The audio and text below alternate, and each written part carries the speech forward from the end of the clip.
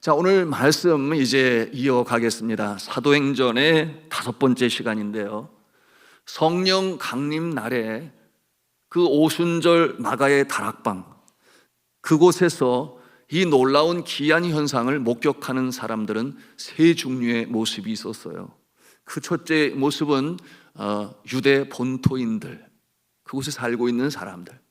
그런가 하면은 두 번째는 메시아의 강림을 기대하며 먼 곳에서 와서 예루살렘에 거주하는 사람들. 그런가 하면 세 번째는 오순절 명절이 되어서 그때만 명절을 지키기 위하여 온 사람들. 이렇게 세 부류의 모습이 있는데, 이 오순절에 올라온 사람들은 각 나라와 또 먼 지방에서 그 명절을 지키기 위하여 올라온 것이에요. 이들을 가리켜 뭐라고 표현하는가? 디아스포라, 그렇게 표현을 합니다. 성경 본문에 이 흩어져 살고 있는 사람들, 그들이 어디서 왔는지 비교적 아주 소상하게 그 지역 이름들이 쭉 열거되고 있어요. 그 모습이 16개의 모습인데, 보니까 5절에 뭐라고 그랬어요? 5절에 경건한 유대인들이 천하 각국으로부터 와서 예루살렘에 머물렀다. 그러면서 그들이 온 지방과 나라의 이름을 쭉 열거하고 있으니 바데, 메데, 엘람, 또 메소포타미아, 유대와 갑바도기아, 본도와 아시아, 부르기아와 밤빌리아, 애국가 및 구레네, 그 다음에 리베아와 로마에서 온 사람들이었습니다. 아라비에서 온 사람들도 있었어요. 자, 그런데 우리가 참 발견하는 흥미로운 사실이 있는데, 그것이 무엇인가 하면 이렇게 열거되어진 이름이 또다시 등장을 해요. 언제 등장하는가? 사도행전에도 등장하고 사도 바울의 서신에도 그 이름들이 등장하는데, 무슨 일로 등장하는가 하면 그 이름들, 그 지방 나라 가운데 교회가 세워지는 거예요. 어떠한 이 실마리를 우리가 여기서 발견할 수 있는가 하면, 오순절 성령 강림에 와서 마가의 다락방, 그리고 다락방 이후에 수많은 사람들이 그 마가의 집 앞에 모여서 베드로가 설교를 하지요. 그 모인 사람들이 놀라운 역사를 체험하고 다시금 자신이 거주하는 곳으로 돌아가서 어떤 역사가 나타났는가? 믿음의 공동체가 되었어요. 그것이 교회겠지요. 그리고 교회가 그곳에 세워지게 되었으니 오순절 성령 강림의 역사는 개인적으로 성령 충만하여 그 심령이 완전히 변화해요. 그야말로 복음을 전하는 일에 하나님의 능력으로 담대히 전하는 그 역사만 나타나는 것이 아니라, 그곳에 참여한 사람들도 이 성령의 역사하심을 통하여 감동을 받고 변화하여 예수 그리스도를 구세주라 믿고, 그리고 그 감격을 가지고 자신의 곳으로 다시금 돌아가게 되니 거기에서 교회가 세워지는 놀라운 역사로 이어졌다. 그러니 오순절 이 성령 강림은 그야말로 이 인류의 역사에 놀라운 이 분기점을 마련하는 사건이 되었던 것입니다.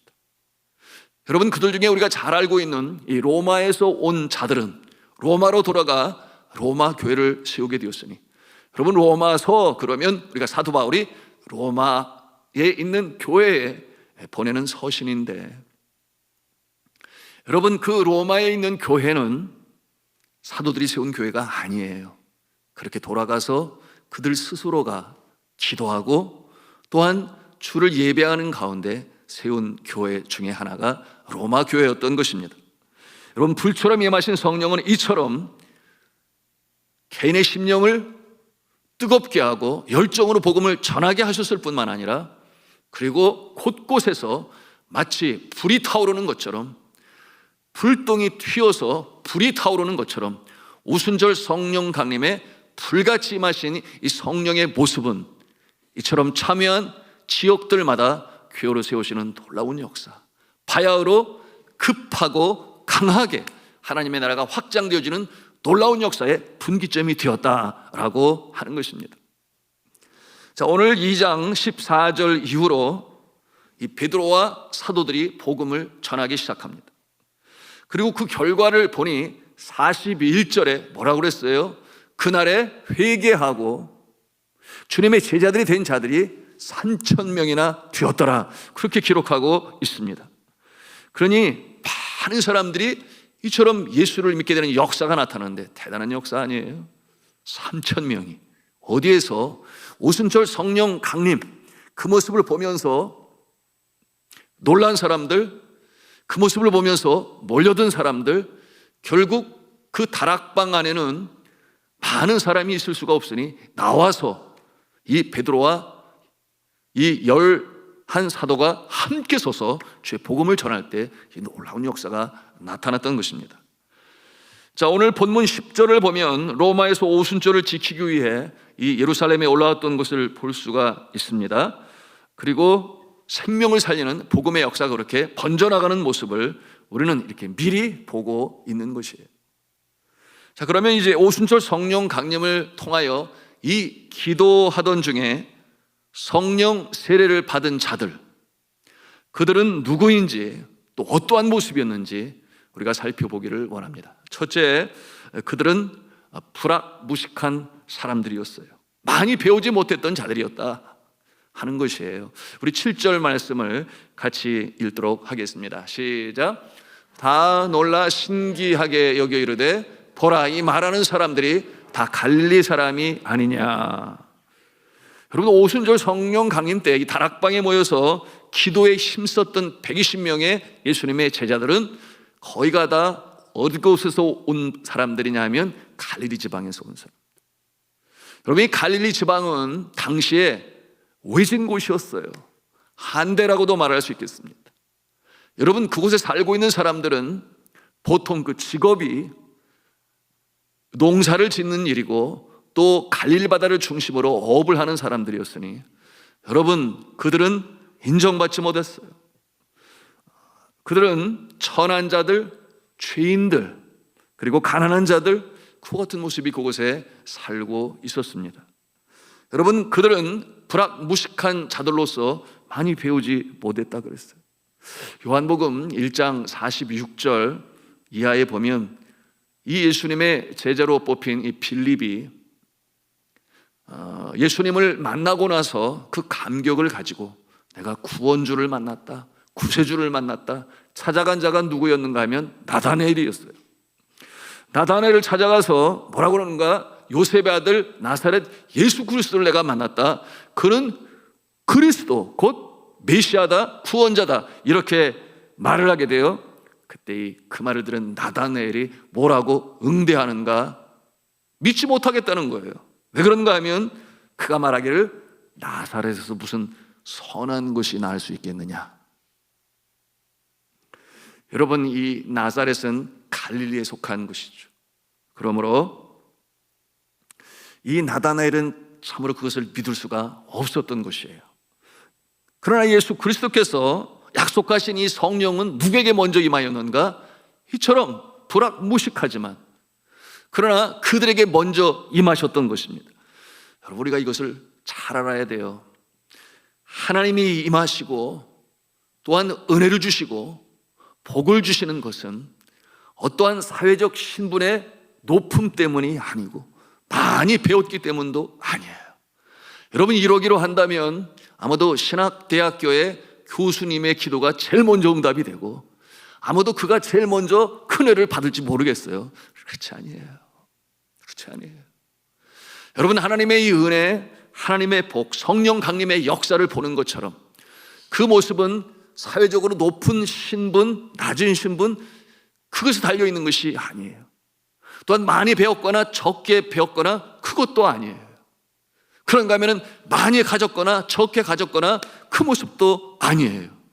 하나님께서는 어떠한 자에게 은혜를 베푸시고 이 놀라운 역사를 이루어 가시는가? 그 마음이 마치 어린아이와 같이 순전한 모습으로, 그러므로 마음을 열고 주님께서 다가오실 때에, 주님께서 가르쳐 주실 때에 순전한 마음으로 아멘으로 받는 그와 같은 모습에 주의 놀라운 역사가 나타남을 믿으시기를 바랍니다. 그와 같은 모습이 바로 옥토밭인 것이에요. 그런데 정작 이 사회적으로 높은 신분의 사람들인 유대의 종교 지도자들, 사두개인들, 서기관들, 바리새파 사람들 믿지를 아니했어요. 받아들이지를 아니했어요. 어쩌면 그들의 사회적인 높은 이 고위직에 있기 때문에 더 마음이 안 열렸는지도 모르겠어요. 웬 어떤 청년이 나타나서 우리가 지금까지 고수했던 전통을 깨뜨려 버리려고 하느냐, 그 같은 마음을 가지고 있었던 것이었죠. 여러분, 하나님은 겸손한 자에게, 어린아이 같은 순수한 마음으로 주의 말씀을 액면 그대로 믿는 자에게 은혜를 주시고 놀라운 역사를 이루심을 믿으시기를 바랍니다. 그리고 이와 같은 밤이 마찬가지요.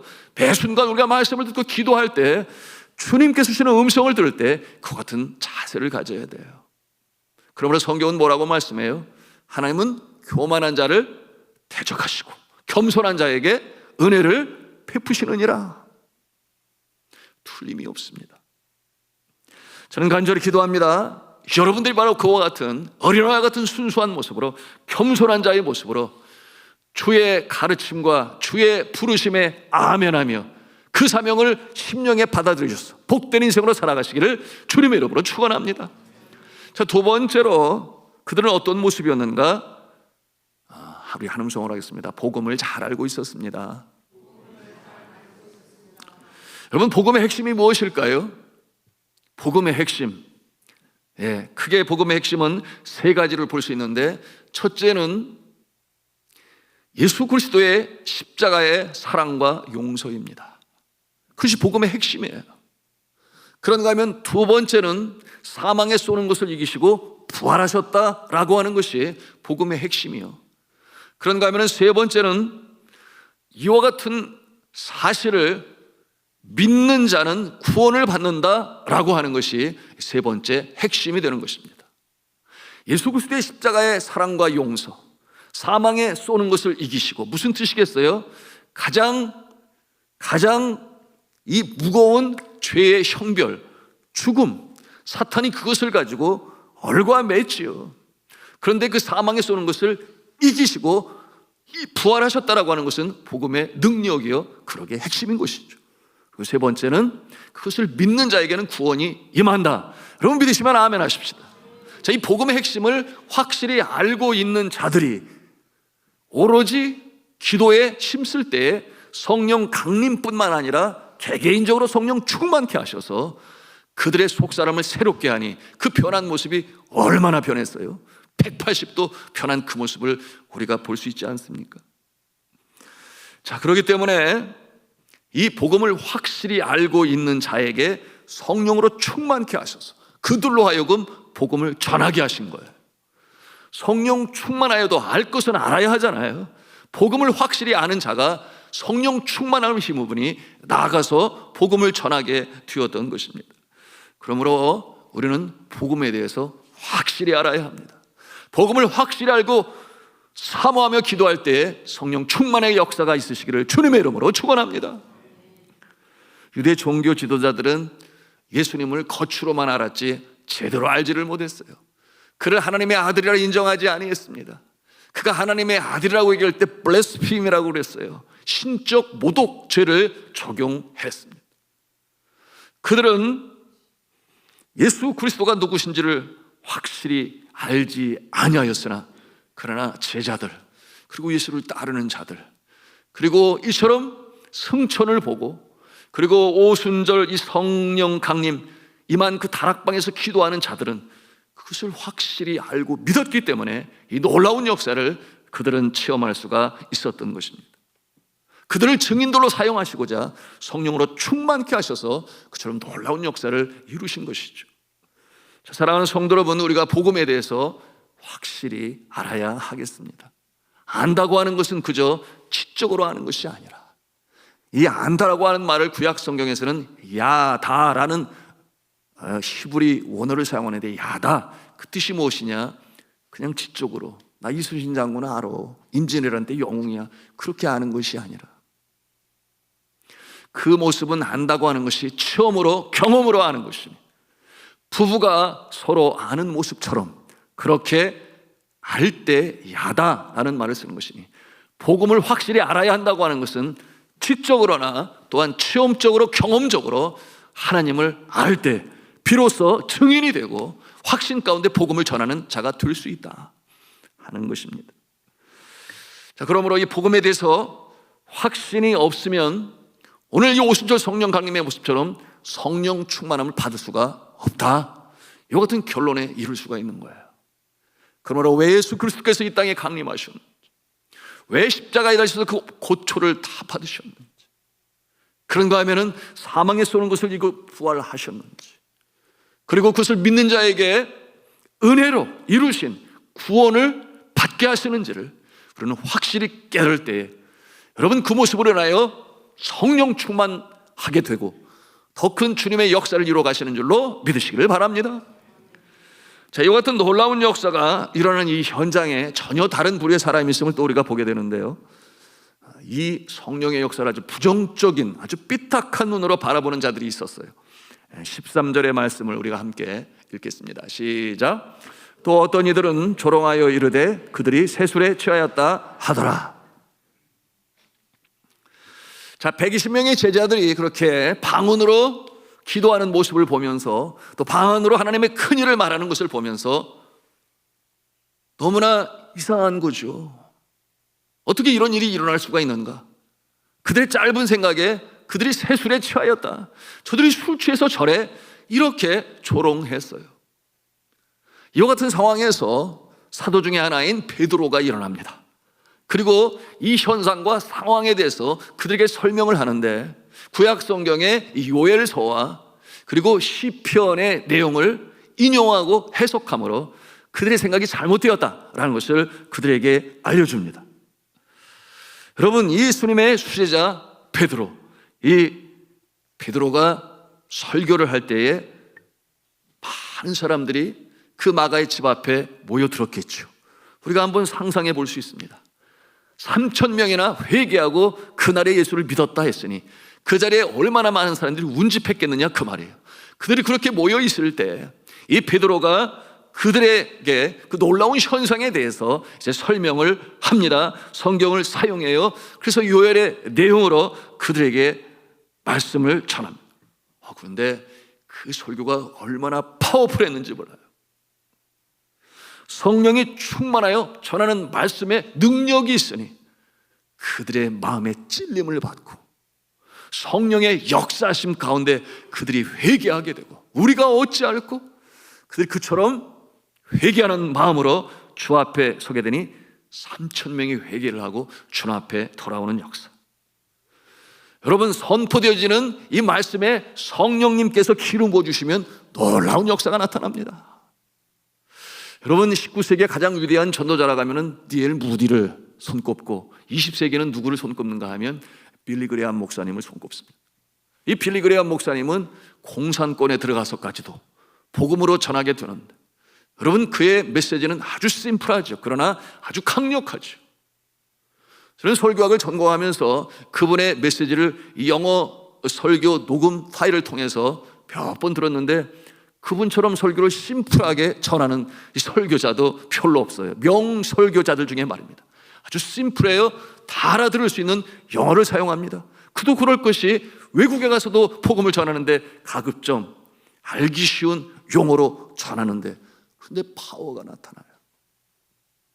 여러분, 그의 메시지 주제는 늘 비슷하죠.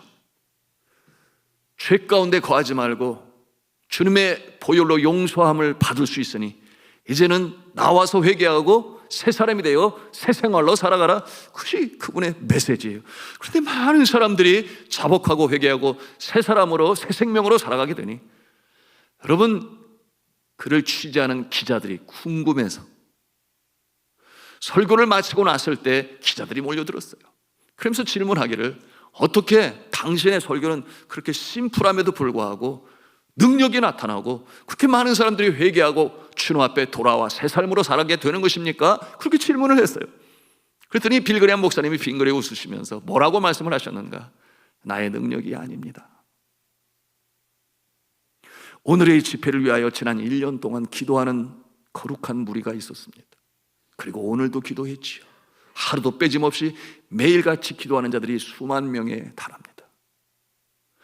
여러분, 빌리그레암 목사님이 기도하는 그 집회를 위하여 늘 매일같이 기도하는 거룩한 무리가 있어서 그 기도할 때에 성령의 기름 부으심이 그가 전하는 그 입술에 있어 혀의 권세를 하나님께서 나뉘어 주시고, 그리고 선포될 때마다 마치 불이 나가는 것과 같은 성령의 역사가 나타나게 되니, 그렇게 단순하고 심플한 설교임에도 불구하고 능력이 나타난 많은 사람들이 돌아오게 되니, 오늘 이 베드로의 설교도 마찬가지예요. 성령으로 충만하여 전하게 되니 3,000명이나 회개하고 돌아왔더라. 이 놀라운 역사가 나타나는 것입니다. 여러분, 그러므로 우리가 기도해야 할 것이 있어요. 중부기도단 예배 기도 사명자들이 늘 예배 시간에 기도합니다만, 여러분들도 말씀을 들을 때 주여 성령으로 기름 부어주셔서 전하는 자나 듣는 자가 성령의 감동 속에 감화되어 변화의 역사가 파도치게 하여 주옵소서. 이와 같은 자세를 가질 때 여러분, 놀라운 역사가 나타나는 줄로 믿으시기를 바랍니다. 성령 세례 후 베드로가 완전히 변하지 않았습니까? 네, 완전히 변했죠. 그처럼 예수 그리스도를 모른다고 3번이나 부인하고, 그리고 예수님께서 십자가에 달려 돌아가신 이후에 계속해서 이어져야 할 그의 사명이 있었어요.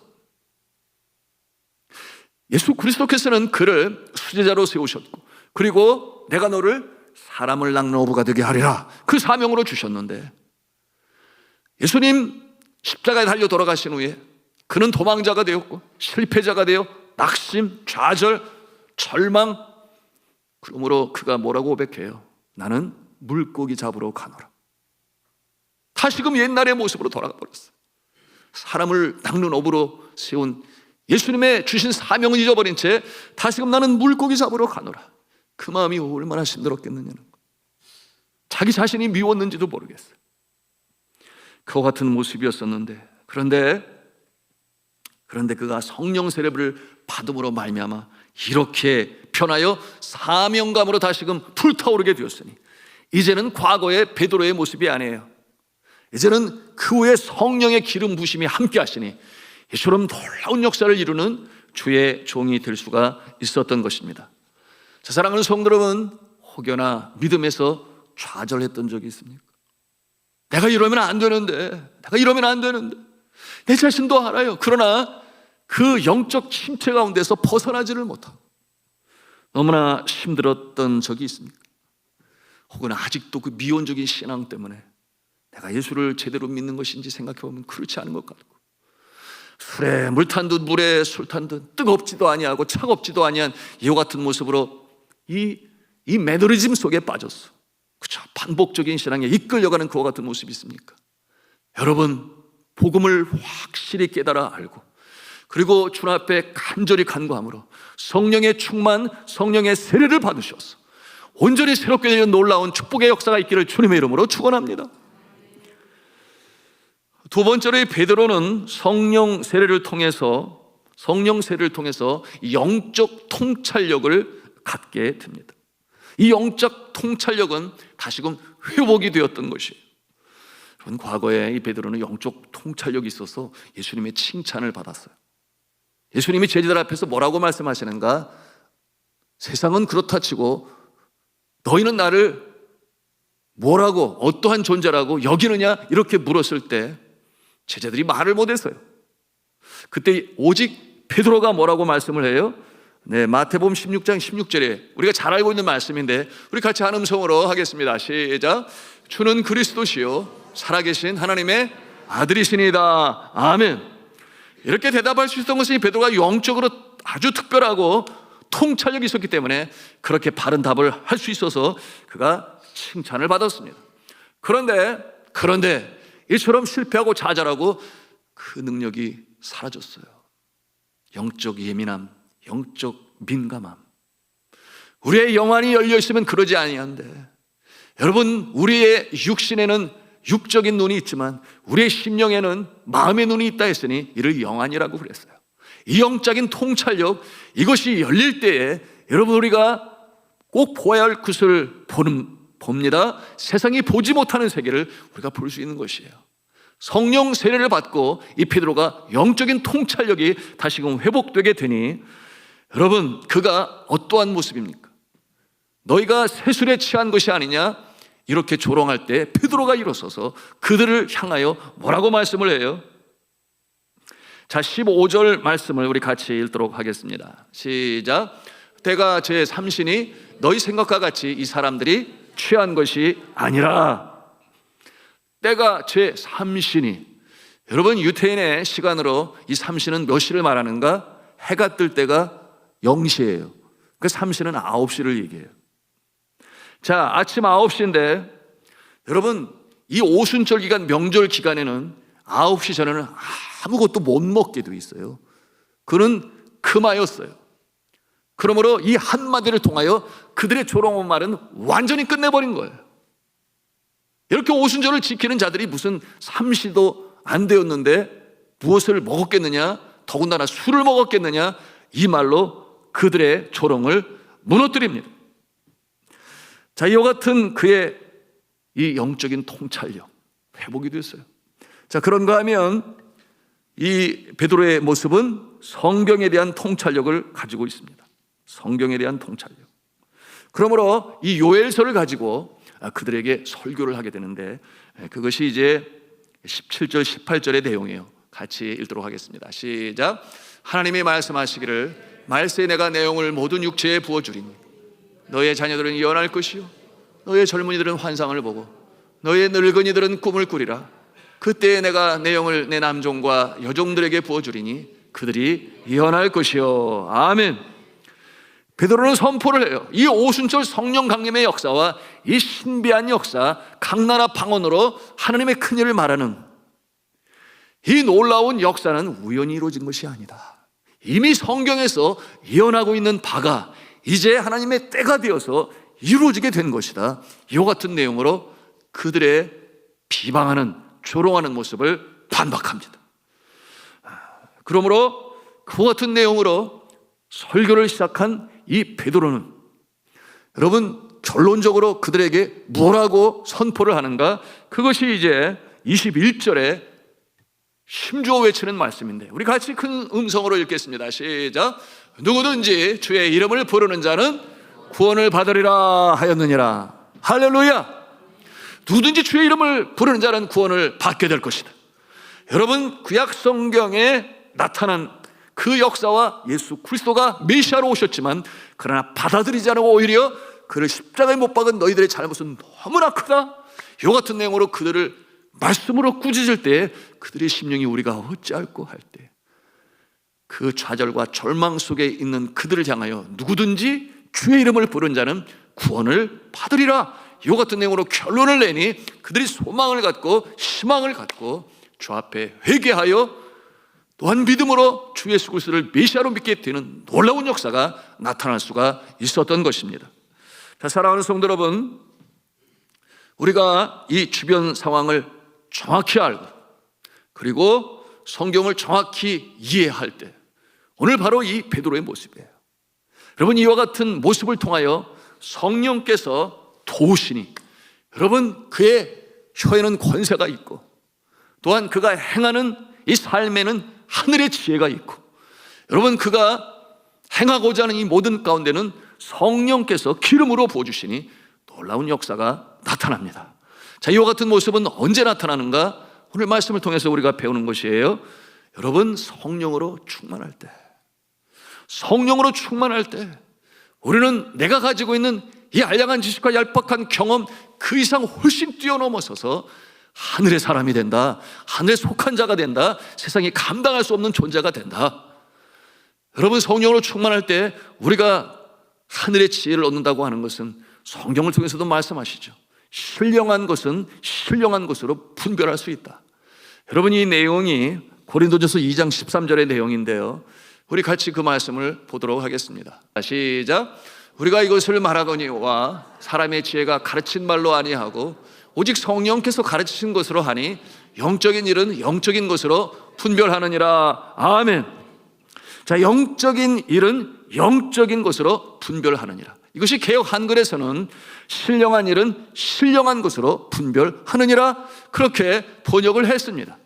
여러분 성령 충만한 자에게 하나님께서는 영적인 깨달음을 주셔서 이 하늘의 지혜로 함께 하심을 믿으시기를 바랍니다. 자, 이 밤에 우리가 함께 또 기도합니다. 찬양하며 기도할 때 저 성령 충만케 하여 주셔서 나의 한계를 뛰어넘어 하나님의 인도하심과 그 능력으로 이 광야와 같은 세상 속에서 또 이 시험과 유혹 속에서 승리하는 모습 되게 하여 주옵소서. 그와 같은 이 밤이 될 수 있기를 주님의 이름으로 축원합니다.